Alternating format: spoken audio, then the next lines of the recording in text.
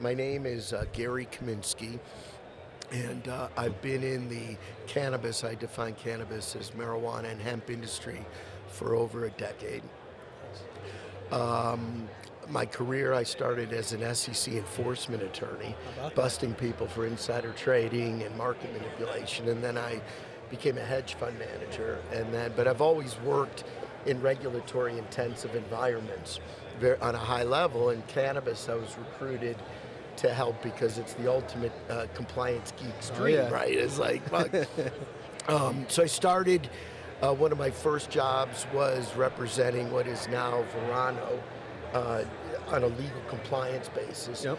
I then went to Acreage, which is a multi-state operator, right when they went public and raised $350 million to head up legal compliance. Sure. We were in quote-unquote 19 states, so I traveled the nation and learned the vertical because it was my job to, or it was arguably my job, to try to keep them compliant. Sure. I left there and went to AIR, another multi-state operator, for a bit, and I continued to do that. But then I moved into just working as almost a outside lawyer for one client who now is in the hemp and marijuana business, and now that's all I do. And we have a very large facility in Minnesota, which is the most emerging marijuana and hemp market in the country. And we have a license in Michigan and a dispensary. We're going to do processing in Nevada.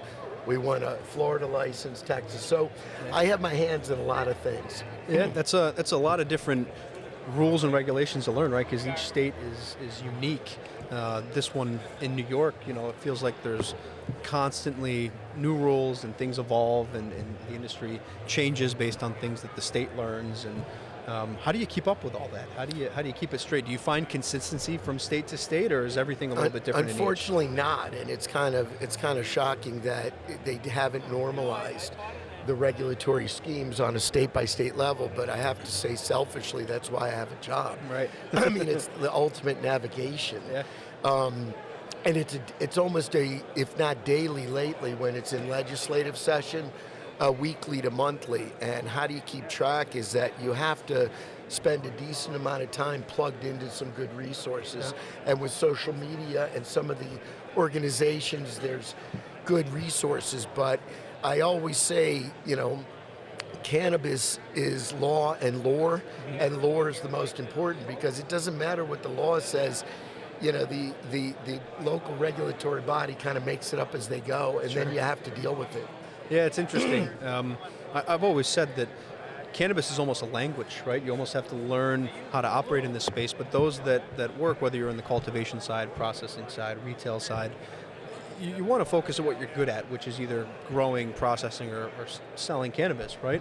So to be able to offload some of those things, like the regulatory side, the financial side, the insurance side, or what we do, the security side, I think that's a huge bonus to have someone like yourself and like others that can be that advisor. So that's my favorite part of these, is coming here, learning about what you do, learning about some of these other vendors here at CannaCon do.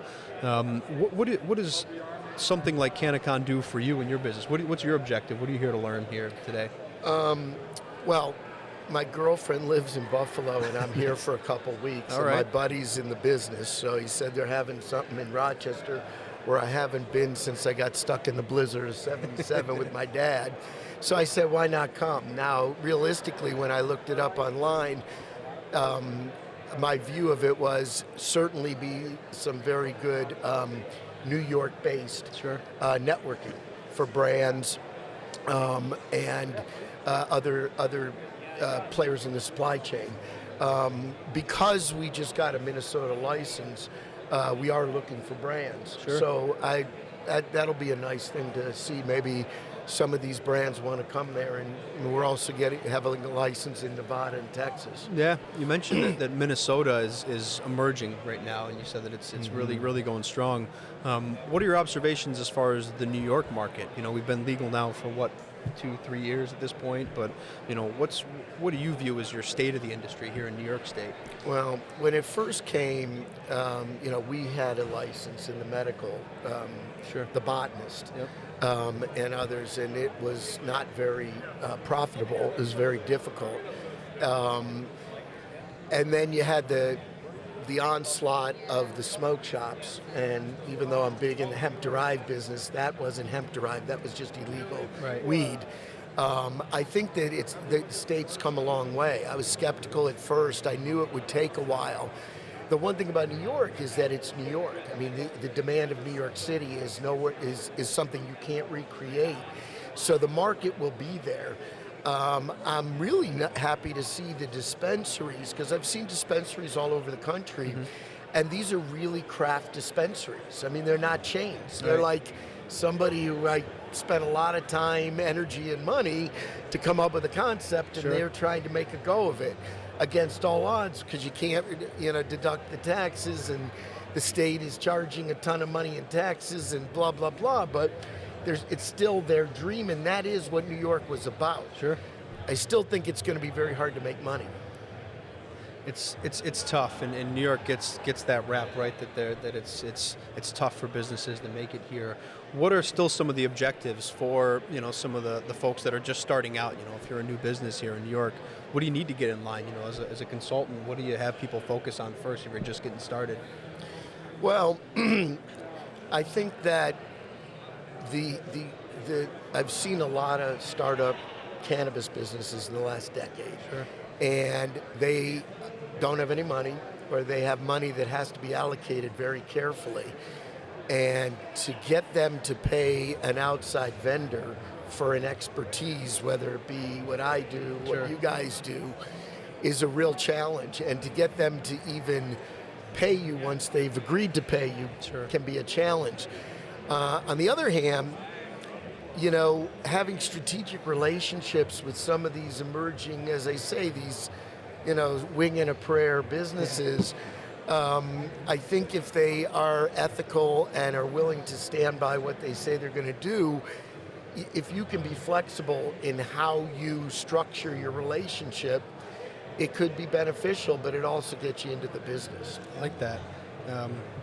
Relationships can take you pretty far, right? They could lead you to funding sources. They could lead you to the right opportunities, finding the right space. I mean, it's incredible just as you're starting out to just come to events like this and meet some people, because you never know when your paths might cross again.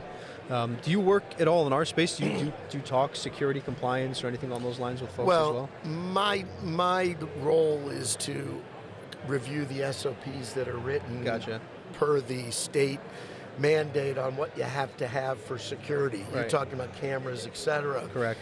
My people buy lots of them. Yeah. And particularly because we have a 1 million square foot facility in Minnesota, not using it all for this, but it's growing. Yeah, sure. And there are not anywhere near enough cameras. Yeah, it's interesting. I'm just saying, because regulatorily it hasn't been required. I know. I wasn't suggesting we're violating the law. Yeah, it's interesting because technology, it's another investment, and usually when you're starting a business, it's not the first thing you think of, but you need it to open, you need it to get your compliance. Well, the good thing about what you do is it's not a discretionary purchase. It may be discretionary as to how you do it. Now, do you sell the hardware, or are you a consultant to just create a system? Yeah, so both. We design, consult, we install, and then we assist with management and in keeping up with compliance afterwards. So how do you keep up with compliance? So you should be a client of mine. I really should, to be honest, and it's conversations like this. We always say that's our favorite part of coming to shows like this, is we have all this technology at our disposal, and it's like you said, you gotta read a ton. You have to go to the association meetings. You have to come here. You have to follow, all the right compliance folks, the OCM on social media, and see what's going on. Stay tapped into your local community. For us, it's also chatting with the business owners, because they're getting the notices. You know, usually the state's letting them know what they need to be doing, so making sure they're on top of it. But you're spot on. It's meeting people like yourself that can help keep us abreast of, you know, what the changes are and how this evolves. Where are you guys based? So we were founded in Syracuse, New York, but we basically cover everything just outside of New York City. Gotcha. We've consulted with some dispensaries in Colorado and New Jersey as well, but we're licensed to install and manage security in New York State. So we're Plattsburgh all the way up north, just south of the Canadian border. And you're doing security, period, but you also have created a offering for cannabis. Yeah, that's the kind of idea, right? We work in non-cannabis spaces as well, but this one was emerging and it was new. You know, we love to read regulations and make sure that we're doing things right. So for us, as a new market, this was exciting, and we think we offer a little bit of something from, you know, the cultivation side to the processing to retail, even as far as distribution. I mean, we have some really cool mobile solutions and GPS solutions. So for us, it seemed like a place to be creative, where businesses were starting. A friend of mine just, I think, just started in New York. Priscotti is some sort of technology-driven distribution for cannabis.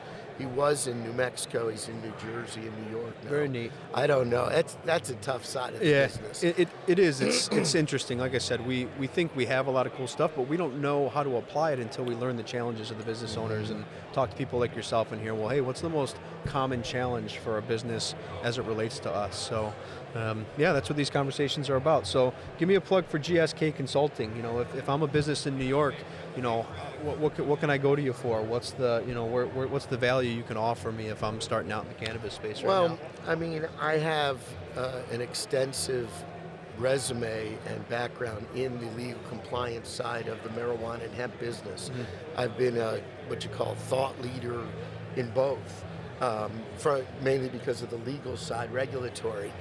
And keeping track of those types of things is very challenging, having relationships with the government people so you can know what the law is. Sure. That's kind of what I do.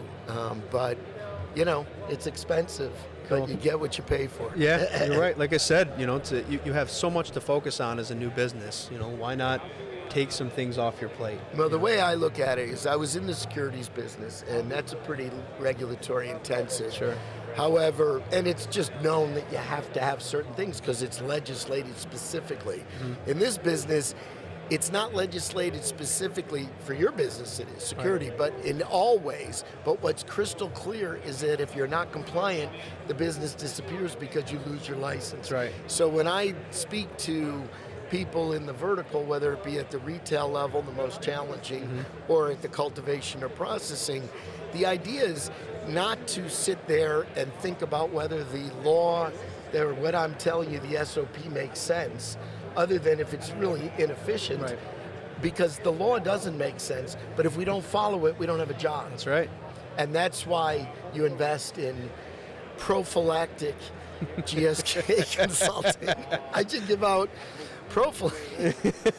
What I like on that note. Well, Gary, this is awesome. I really appreciate you sitting down with us, chatting a little bit. Yeah.